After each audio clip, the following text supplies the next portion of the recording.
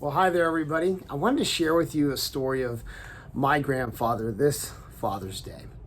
You know, growing up without a dad for most of my childhood, my grandfather was really that role in my life. He was really an inspirational guy. In fact, here's a picture of him. And I can tell you, a lot of who I am today is a direct result of him and his influence in my life. You know, I learned to fish because of him. I learned to enjoy hunting, because of him. I was never allowed to go hunting. My mom wouldn't let me. I had to wait till I became an adult. But I watched him doing it, and that's why I am who I am today. The way I treat people, the way I talk to people, the way his character all came out in my life. And so much of who I am really comes from this guy. So it's hard for me to really talk about fathers and fatherhood without mentioning my grandfather. But I want to share with you a specific thing that my grandfather shared with me. And it happened right around the time where I was starting to look for that special someone in my life. And I remember I'd gone through a series of relationships, and I'm sitting down with my grandfather, and he looks at me and he says, "Bobby," because he called me Bobby. You can't call me Bobby, but he can call me Bobby. He said, "Bobby, never marry a pretty girl."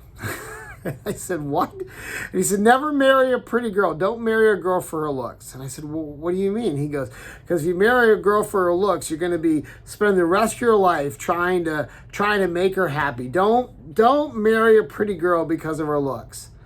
And I stopped for a moment and I said, but Pat, you're Gray. Gray's beautiful. Your wife, she's beautiful. And he says, I know, Bobby. I know. It's interesting because my grandfather and my grandmother always had a pretty phenomenal relationship. It's in fact, from the outsider's perspective, it was definitely a head scratcher. In fact, here's a picture of them when they were just young. They eloped to get married. He was Catholic, she was Protestant. They weren't allowed to get married, and so they went to West Virginia so that they could Maryland, so they could get married. And ever since then, they kind of had this volatile relationship. They often blamed it on our genetics, saying that he was Italian, she was Scott-Irish, and so the stubbornness and then the emotionalism just kind of collided. But there was this love and this passion that was so evident in their life. Everything they did was passion and love. I can tell you that I can remember as a kid growing up, watching my grandmother yelling at my grandfather yelling back, and then him chasing her around the house trying to say, "Give me a hug, Irina, give me a hug, Irina." And she'd say, "John, get away, get away." I remember hearing stories of my grandmother throwing spaghetti and a knife at one point in time at my grandfather. Like I said, volatile. But near when my grandmother, I think, was probably in her late 40s, she ended up having an aneurysm. And in the course of having the aneurysm, she went in for some surgeries, and because of some issues that happened within surgery, she lost her ability to walk. Almost died, actually. And so my grandfather pulled all of his resources, retired early, and took care of my grandmother every day of her life from that point forward.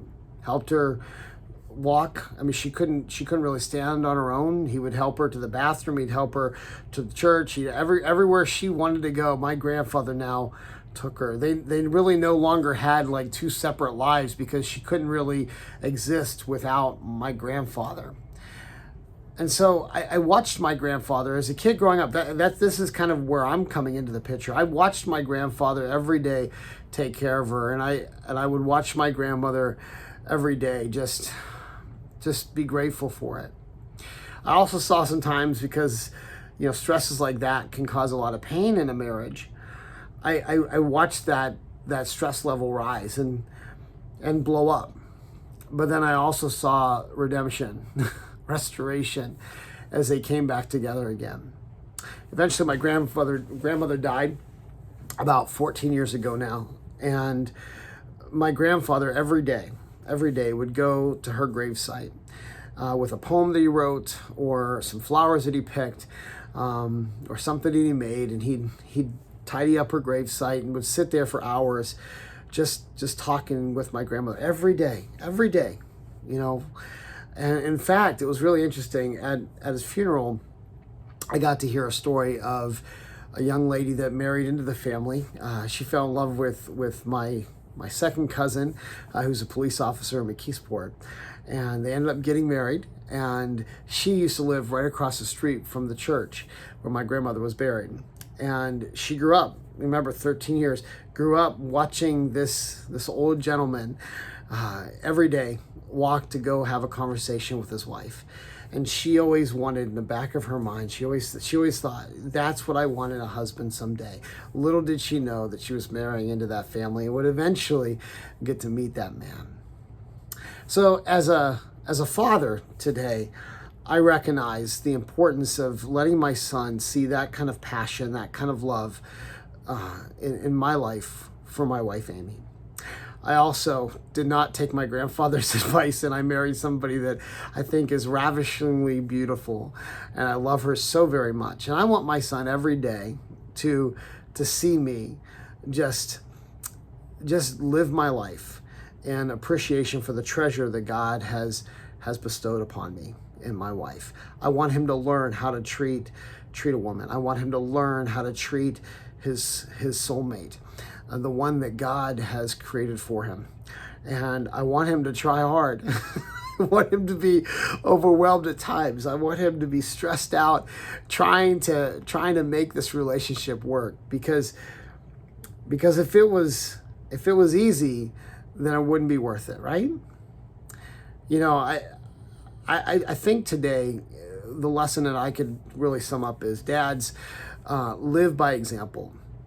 Show your kids the treasure that you have in your spouse. If you don't have a spouse, show them the treasure you have in friends. Show them the treasure you have in respecting people of the opposite sex. Let them understand just how important this dynamic is. And if you are married, this is our opportunity to build marriages in the future. And this was my grandfather, so this isn't just the next generation, but this is 2 generations afterwards. We are an influencer.